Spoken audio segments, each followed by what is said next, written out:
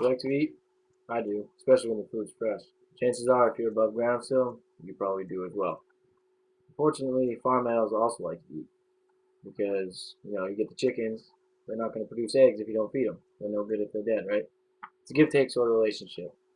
Also, running old farm equipment. Tricky at times, can be fun, but, you're always constantly working on it when it's older than your grandparents. Fortunately for me, I've been lucky enough to be on a farm in the area of farms since I was about, in eighth grade or so, working with my grandmother. There's something about the fresh air, watching animals grow that you've been taking care of, over the course of a few years. I've helped her with everything from growing plants to helping out with pigs, cows, chickens, and even, pruning peach trees here in Maine. You believe it? They're actually delicious if you ever get the chance to try a fresh peach off the tree. Um, Speaking of peach trees, the fact that they're fresh makes them taste that much better. It's awesome being able to access that fresh food all summer long while I'm working. Last year I planted about 200 blueberry bushes, ate at least half of the blueberries that they produced. Also planted around 100 raspberry bushes. I ate all of those. Definitely, there's no question about it. I ate those. Um, I think part of the reason they taste so good is because I watch them grow from seed to harvest, or in these cases where I just transplanted them. A lot of work actually goes into them. There's a few steps that it takes. First, you got to find your location. You got to make sure you can get to it. It's easy to water. It's not getting too much sunlight. What kind of soil there is. Next, you want to clear the land. You want to get rid of all the rocks, the roots, anything that's going to mess you up when you're digging holes later on.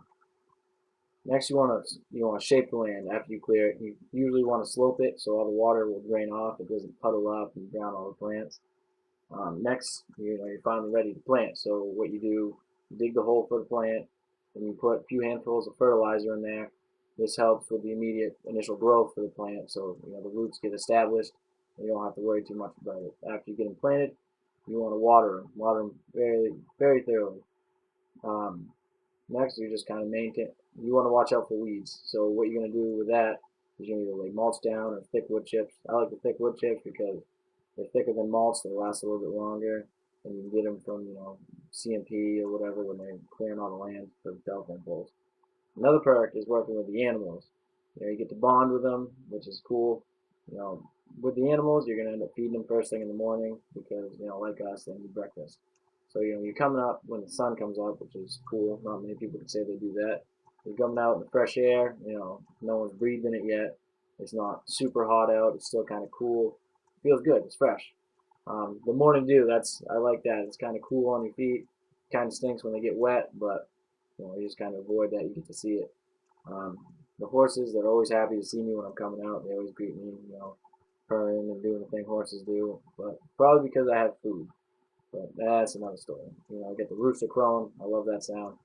He's letting me know, it's time to get up, time to feed me, blah, blah, blah.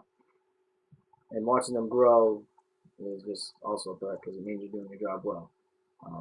Going out there, you go in the chicken coop, when you feed them, you see what you got for eggs. That's awesome because you're like, oh, cool, I have plenty to eat tomorrow morning for breakfast. Now, there's a few downsides. It seems like every time the chicken coop needs to be cleaned out, it's about 90 degrees out, and it smells horrendous. I wouldn't wish that upon my worst enemy, but I mean, you got to do that to keep the chickens happy, keep them laying eggs, so it's got to be done. The horse stalls aren't too bad. I usually tend to get stuck with the tractor when I'm, clearing the pile. That usually tends to turn out pretty fun anyways. Um, when you're putting the hay in the barn for the horses, you get way up to the top level and you're kind of squeezing the bales in there. Feels like it's about 150 degrees. You get covered in hay rash. You're itching all over. That's not really a fun time at all either. And then, you got the electric fences to keep everything in. You touch them, you find out pretty quick. You ever had to shovel a driveway or fix a road by hand? It's not fun. So, running this old equipment that's always breaking down isn't so bad.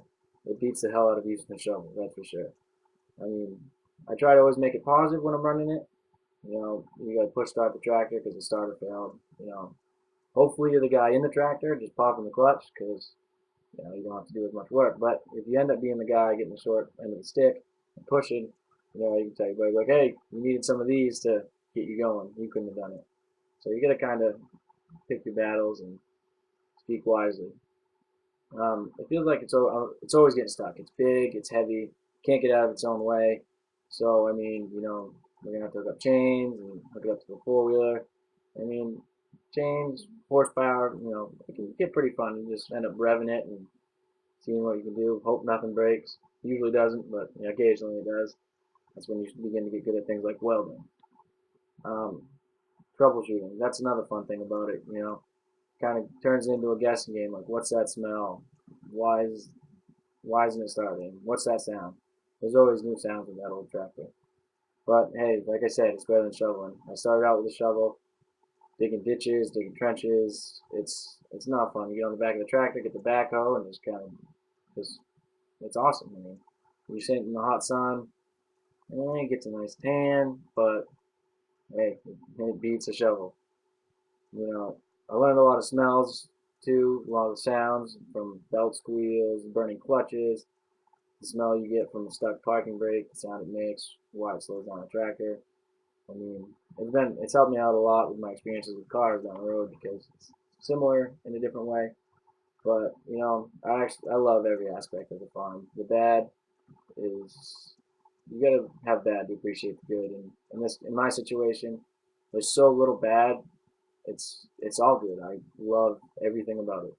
But there's rainy days. You gotta work in the rain. Your shoes get wet. Not all that fun, but I love it. I would as soon as I get enough money from my engineering job, and I can retire, gonna have my own farm, and that's where I'll be every day.